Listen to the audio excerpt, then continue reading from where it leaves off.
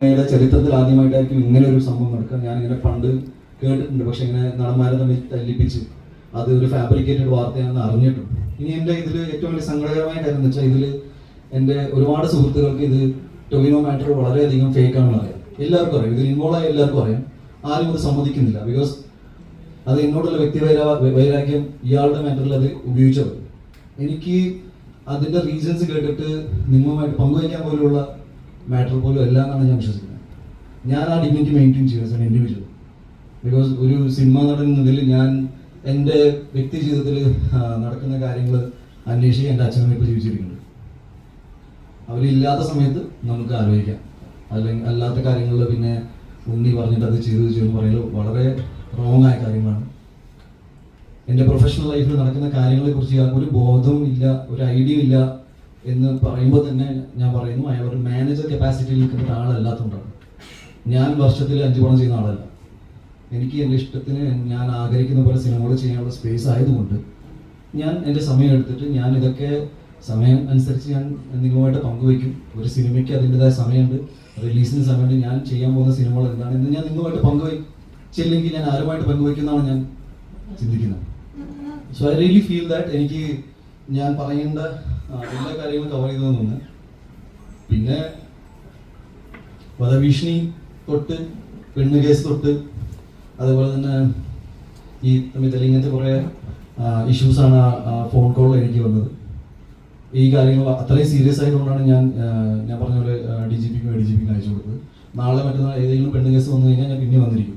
But നാം എനിക്ക് പേടിയുണ്ട്. സാധാരണ നിങ്ങൾ അങ്ങനെ പറയാറില്ല, പക്ഷേ എന്നെ കുത്തി കൊല്ലുന്നു, എന്നെ വധഭീഷണി നടത്തുന്നു, പിന്നെ ഈ ആൾക്കാർ തമ്മിൽ ഡിഫേമേഷൻ എനിക്ക് മനസ്സിലാവുന്നില്ല. ഒരാളുടെ ഇമേജ് ടാർണിഷ് ചെയ്തിട്ട് എന്നിട്ട് നാഷണൽ ലെവലിൽ വരെ ഇങ്ങനെ കൊണ്ടുപോകുക. ഇയാളെങ്ങനെ ചെയ്തു ഇങ്ങനെ ചെയ്തു, ഒരാൾ പോലും കൃത്യമായിട്ട് ഇത് കവർ ചെയ്യാൻ നോക്കിയില്ലല്ലോ എന്നാണ്. ജസ്റ്റ് ന്യൂസ് റിപ്പോർട്ട് ചെയ്യാന്ന് പറയുന്ന ഒരു 2 സൈഡ് വേർഷൻ ഉണ്ടല്ലോ.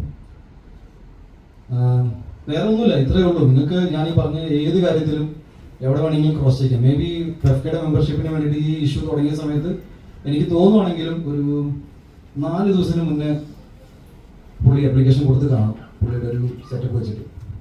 Otherwise I don't know. പിന്നെ ഇതിൽ നിങ്ങൾക്ക് ഏതെങ്കിലും രീതിയിൽ ചോദ്യങ്ങൾ ചോദിക്കണമെങ്കിൽ ഒരു 4-5 ചോദ്യങ്ങൾ ചോദിക്കാം. ബിക്കോസ് വേറെ പ്രത്യേകിച്ച് എനിക്ക് ഇപ്പോൾ കേസായിട്ട് കിടക്കുന്നതുകൊണ്ട് ഇതിൽ കൂടുതൽ സംസാരിക്കാൻ പറ്റുമെന്ന് അറിയില്ല. ബാക്കി ഞാൻ പറഞ്ഞ കാര്യങ്ങൾ പൂർണ്ണമായിട്ട് ഞാൻ I am holding on to the ground. ഞാൻ ഇയാളെ അടിച്ചിട്ടില്ല. ഞാൻ വേറൊരു നടനെക്കുറിച്ച് അയാളുടെ സിനിമയെക്കുറിച്ച് സംസാരിക്കാനുള്ള സ്പേസിൽ ഉണ്ടായിരുന്നില്ല. ടൊവിനോയെ കുറിച്ച് ഞാൻ അങ്ങനെ പറയില്ല, എനിക്കങ്ങനെ പറയേണ്ട ആവശ്യമില്ല. വളരെ അടുത്ത സുഹൃത്തുക്കളാണ് ഞാൻ. എല്ലാ സിനിമകളും വരുന്ന എല്ലാ സിനിമകളും പ്രൊമോട്ട് ചെയ്യുന്ന ആളാണ്. നിങ്ങളെല്ലാവരും ഈ ഓരോ പോസ്റ്റേഴ്സൊക്കെ അയച്ചു തരുമ്പോൾ ഞാൻ അഭിനയിക്കാത്ത സിനിമകൾ പ്രൊമോട്ട് ചെയ്യാറുണ്ട്. ഞാൻ തമിഴിൽ നിന്ന് വരുന്ന എൻ്റെ സുഹൃത്തുക്കളെ സിനിമ പ്രൊമോട്ട് ചെയ്തിട്ടുണ്ട്. എൻ്റെ സിനിമകൾ എൻ്റെ ഫ്രണ്ട്സ് പ്രൊമോട്ട് ഞാൻ അങ്ങോട്ട് ചോദിക്കാറില്ല, പക്ഷെ ചെയ്യാറുണ്ട്. ഇപ്പോൾ ഇൻഡസ്ട്രി വളരെ സ്മൂത്തായിട്ട് പോകുന്ന സമയത്ത് സ്വന്തം കാര്യങ്ങൾക്ക് വേണ്ടി ഇത്രയും മോശപ്പെട്ട രീതിയിൽ ഞാൻ ഇതിന് വളരെ third rate PR so called PR അല്ല, ഇത് ഭയങ്കര പേഴ്സണൽ വെഞ്ചൻസ് ഞാൻ നിങ്ങളെല്ലാവരെയും അതിൽ ഉൾപ്പെടുത്താൻ ആഗ്രഹിക്കുന്നില്ല. ഒരു വ്യക്തിയുടേതാണ്. ഞാനിതിൽ ഇപ്പോഴും പറയണം, എന്നെ സംബന്ധിച്ച് ഇതൊരു അടി കേസായിട്ട് എടുക്കാൻ പറ്റില്ല. അടിച്ചാൽ പിന്നെ ഇങ്ങനെയൊന്നും എല്ലാ കാര്യങ്ങളും എനിക്കറിയാം. ഇത് ഇറ്റ്സ് ലൈക്ക് ഇമോഷണൽ ട്രോമ ആയിട്ടാണ് ഞാൻ ഇത് കൊടുക്കാൻ പോകുന്നത്. എനിക്ക് ഒരുപാട് സുഹൃത്തുക്കളൊന്നും പണ്ടുണ്ടായിരുന്നില്ല, ഇപ്പോഴും ഒട്ടുമില്ല എന്ന് ഞാൻ വിശ്വസിക്കുന്നു.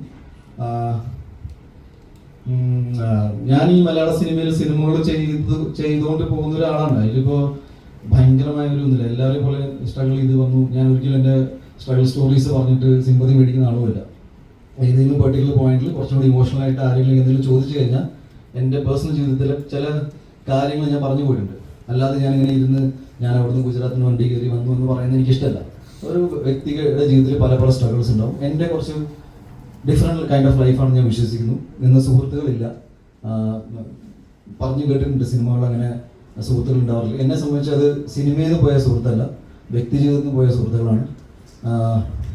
ഞാൻ ഇപ്പോഴും പറയുന്നു ഇതിനെക്കുറിച്ച് ഇതാണ് പറയാനുള്ളത്. ഇനി നിങ്ങൾക്ക് എന്തെങ്കിലും ചോദ്യങ്ങൾ ചോദിക്കുകയാണെങ്കിൽ ഞാൻ ഏതെങ്കിലും മാറ്റർ മിസ് ചെയ്തിട്ടുണ്ടെങ്കിൽ നിങ്ങൾ ചൂണ്ടിയിടാം, ഞാൻ അതിനെക്കുറിച്ച് കൃത്യമായിട്ട് പറയാം.